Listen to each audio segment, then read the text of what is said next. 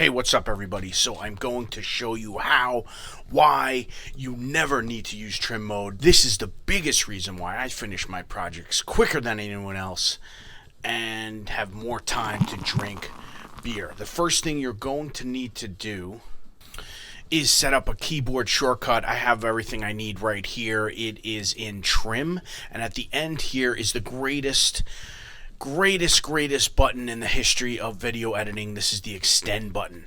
I drag it to my tab key, which is right next to my left hand where everything I'm going to edit needs to be. My right hand is on the mouse. My left hand stays over here 90% of the time. So let me get rid of this, and now we'll show you why would I ever need to go to trim mode.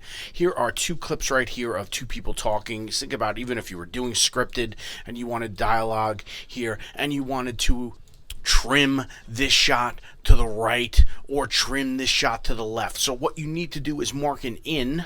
You're going to clear your mark out, and you're going to extend, and this will go wherever your blue bar is. So if I want to extend this clip, trim it to the right, if you want to call it that way, I'm going to mark it out, to clear my mark in, and hit tab to extend it.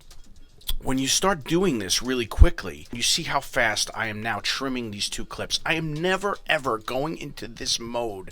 Well, here it is. Here's trim mode right here, and I have to decide, well, which one do I want to go to? And I have to the blue bar in this little spot, and then am I trimming it this way? Am I trimming it this way? Am I trimming it both ways? It is so, I don't know, so convoluted, so annoying. Why would I even ever consider? And then I have to go in and out of I have to go back to editing mode as opposed to just staying in trim mode, right? So I'm extending clips. I mean, well, maybe it's not precise enough for you. What couldn't be more precise than counting frames? 1, 2, 3. I'm hitting one frame at a time. That's 3 frames. Let me trim it 3 frames left. Oh, you want to trim it 20 frames right? Hit mark it out, clear the in. Now it's trimmed 20 frames right. And this works for everything. This works for multiple channels, multiple clips. Look, I have two, some sort of, what do you call it, cross dissolve on the music here with 2 different music cuts right here. If I want to extend it or move it left, let's say I wanted this to happen earlier, I'm marking it in, I'm clearing it out, I'm extending. There it is with the dissolves. Oh, no, I was wrong. I want to move it over this way. I marked it out. I cleared it this way. So this is so much faster than anything related to trim mode. And this gives me that much more time to drink beer. Now, I understand some people don't drink beer. They drink wine, or they drink vodka, or maybe you don't even drink at all. That's fine. But this will still allow you to spend less time doing the same exact task, which leaves you more time to create value for the show you work for. Maybe you edit more things. Maybe you edit nonprofit things. Or, like I like to do, I hang out with my friends and drink. So, somebody says, well, that's good, but what happens if I'm in a situation where I have all these different layers? How am I going to do something like that? Well, let me show you right now. So let me pick something else here. Alright, so I have a mat key, I have a video on that, I have a transition to another shot, I have a sound effect, I have music cuts, right? And let's say for some reason I wanted it to be quicker, I wanted it to be tighter. I have all these clips I want to trim out. In theory, you want to say these 29 frames. So, all right, well, I'm going to do that. How am I going to do that here? I'm going to look at this, and I'm going to decide what to trim out. The only thing I'm not going to trim out is this 8, because it's 29 frames, because it has the dissolve on it. I'm too lazy to redo the dissolve. So, if I take off channel 8, I X this all out. That's 29 frames right there, and let me just get that 8 back to where it is, 28. That is in the right spot. Now, everything else, every other layer, what the heck happened here? It's all 29 frames. I just need to extend where the cut was. So I extended that right. Here was a cut right here. I extend that right. Look, it goes right underneath the dissolve, which is awesome. And if I wanted to, this doesn't matter. This is like a bug. But if I wanted to extend that right there, that goes, and now I have that same exact thing. Let me see. Oh, here's was something here, a music cut right here, extending that. I could check. I mean, sound effect might have been extended.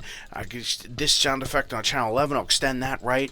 And now when I render this, I just made a trim of a second on 9 different layers, all in source record mode. I never even went into trim mode. How amazing is that? It really is. It's amazing. It's the greatest tool ever. And if somebody says, well, I want to leave more space and do that type of trim, an insert trim or whatever the heck they call it, you imagine you have a cut here and you wanted to add more trim in this space but leave more stuff down the line. What I would do is right click, just load filler, and add a little space in there, and then whatever I want to do, let's say I want to go 1, 2, 3, 4, 5 frames, extend that out, X that out, I'm toggling on and off the tracks and Xing that out, and now you have that extra 5 frames right there. And another thing with extend to think about is if you wanted to, you don't necessarily have to extend a clip out per se, but you can actually extend the clip in. If I mark an in and extend, look, it gets rid of the end of that clip. So say you had a music clip that was too far or too long, and you just wanted to end the whole, or to end the whole piece early. Just mark it in, clear your out, extend.